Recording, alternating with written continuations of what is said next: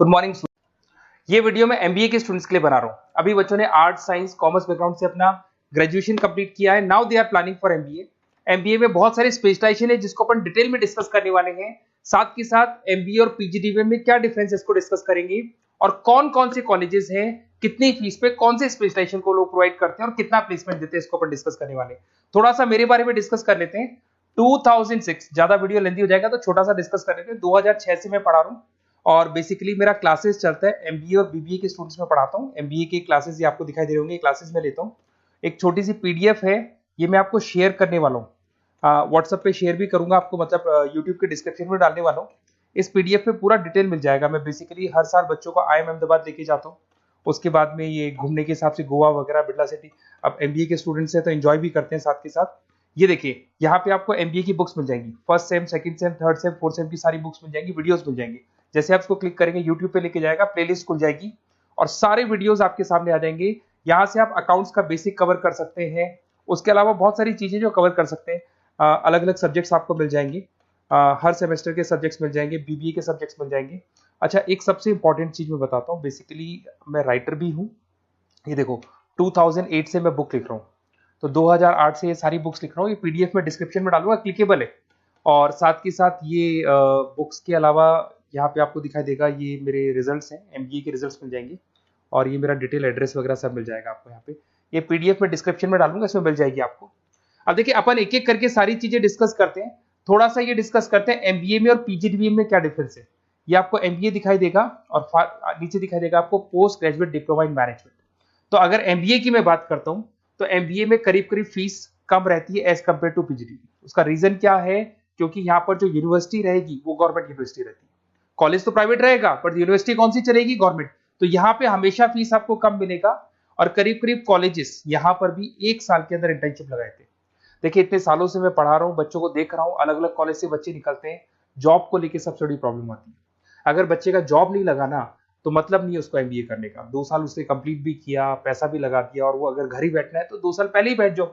Why to waste the money? तो यहाँ पे क्या है कि कॉलेजेस क्या करते हैं, कुछ कॉलेजेस वो 6 महीने से 1 साल के अंदर अंदर इंटर्नशिप लगा देंगे आपकी। इंटर्नशिप के अंदर आप लोग जॉब करेंगे और जॉब के साथ में जो भी पैसा आप निकालेंगे वहां से, वो कॉलेज की फीस भरेंगे। और साथ के साथ आपको एक्सपीरियंस भी होगा, और वो experience at the time of job आपके काम आएगा। अब देखिए, एमबीए में फीस कम रहता है एज कंपेयर टू पीजीडीबीएम, तो यहाँ पैकेजेस भी थोड़े कम रहते हैं। दूसरा, अगर मैं पीजीडीबीएम की बात करता हूं तो यहाँ थोड़ा सा फीस स्ट्रक्चर ज्यादा रहते हैं। यहाँ भी इंटर्नशिप लगवा देते हैं लोग, और यहाँ फीस स्ट्रक्चर ज्यादा होने से आपका पैकेज भी थोड़ा ज्यादा रहता है। अब देखिए, यहाँ पर थोड़ा सा जो कैरिकुलम है, बोलते हैं कि एडवांस कैरिकुलम एमबीए भी यूज नहीं करते हैं, बट यहाँ पे एडवांस कैरिकुलम यूज करते हैं। बट करीब करीब आजकल गवर्नमेंट यूनिवर्सिटी भी अपग्रेड होगी, तो अपना कैरिकुलम वो लोग अपग्रेड कर रहे हैं, तो ऐसा कोई ज्यादा डिफरेंस नहीं आता। पैकेज को लेके थोड़ा डिफरेंस आता है। तो ये सारी चीजें अपन डिस्कस करते हैं। साथ के साथ सबसे इंपॉर्टेंट चीज, specialization, business analytic, fintech, marketing, HR, IT, operation, supply management, इनको अपन डिस्कस करते हैं। कौन सा स्पेशलाइजेशन कितने का पैकेज देता है, सबसे इंपॉर्टेंट चीजें अपन डिस्कस करने वाले हैं। यहां से देखो, आपको दिखाई देगा एमबीए इन बिजनेस एनालिटिक। देखिए, बिजनेस एनालिटिक का काम होता है, कंपनी का पास डेटा एनालिसिस करते हैं वो लोग, और कंपनी को किस डायरेक्शन में जाना है, क्या कंपनी को करना है, क्या नहीं करना है, उसका पूरा एनालिसिस करते हैं बिजनेस एनालिटिक में। ये बेसिकली रिसर्च का जॉब होता है।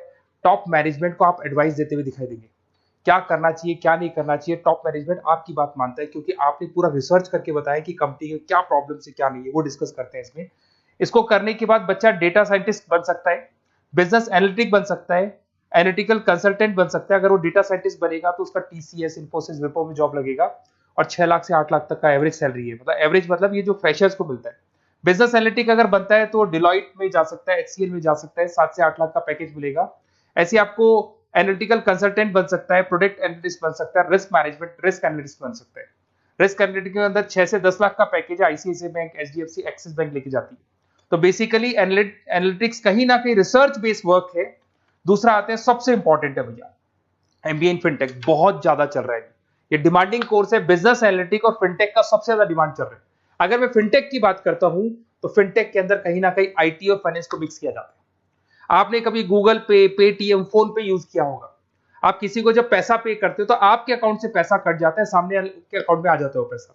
बट इसका जो बैकएंड वाला पार्ट है, कैसे पैसा कटा, कहां गया, कौन सी बैंक में क्या हुआ, कौन सी बैंक से कैसे निकला, वो पूरा का पूरा जो प्रोसेस है वो फिनटेक हैंडल करता है।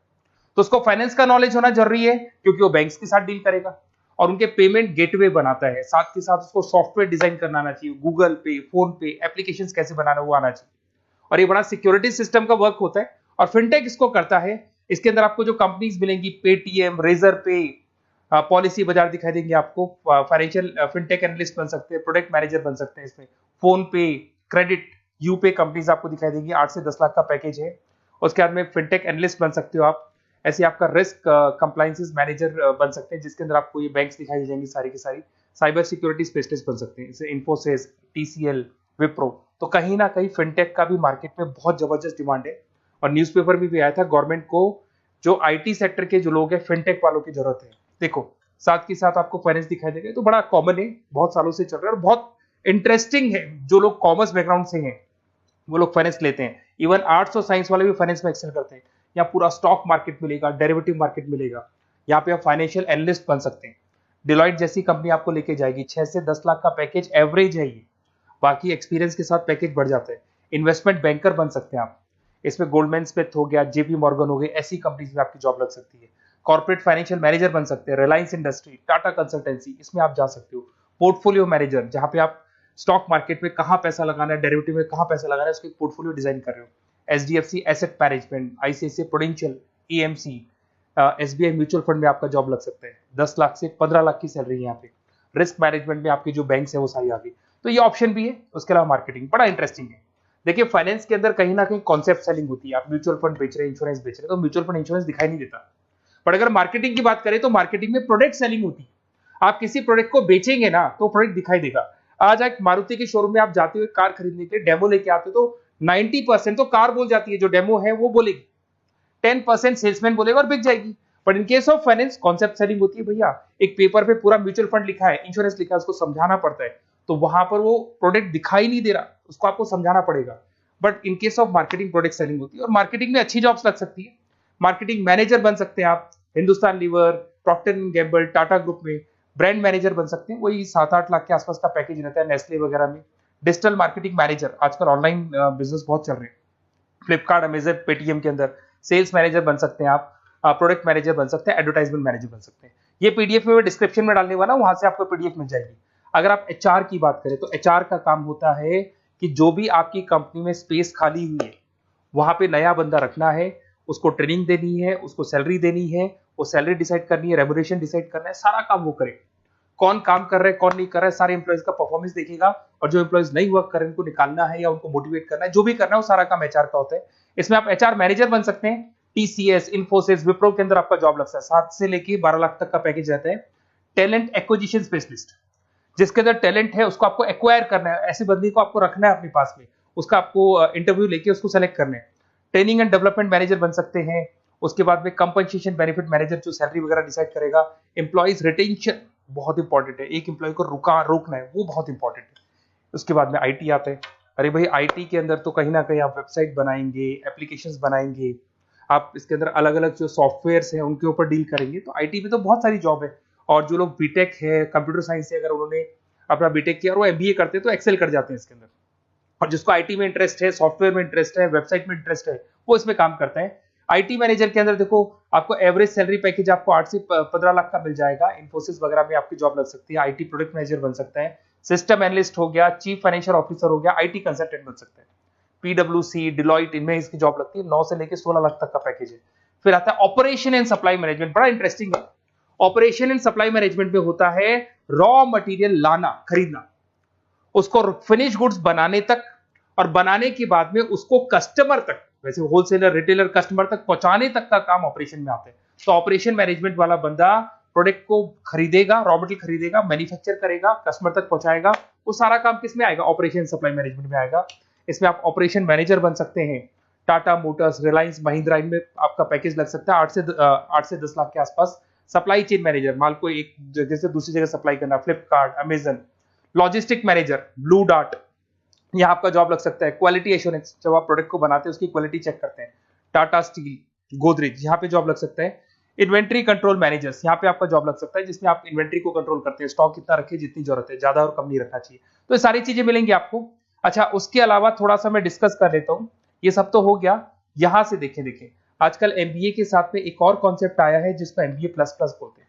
ये सारी कंपनीज है जहाँ पे आपका जॉब लगेगा, that is Motilal Oswal, SBI, इन सब में जॉब लग सकता है। और आजकल एक और कॉन्सेप्ट है जिसको अपन बोलते हैं एमबीए प्लस प्लस।